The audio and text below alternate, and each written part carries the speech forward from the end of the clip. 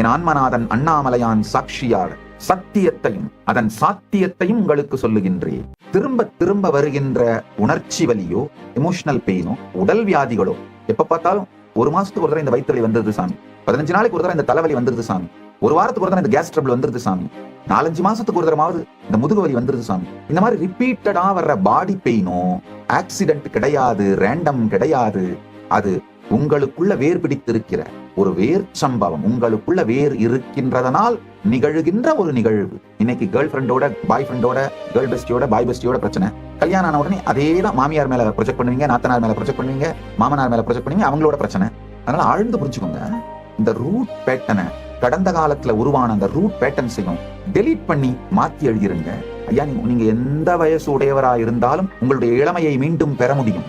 உங்களால இந்த ஞானத்தை வாழ முடியும். பொய் புகழேன், புரட்டுரையேன், சத்தியம் சொல்லுகின்றேன். என் ஆன்மநாதன் அண்ணாமலையான் சாட்சியாக சத்தியத்தையும் அதன் சாத்தியத்தையும் உங்களுக்கு சொல்லுகின்றேன்.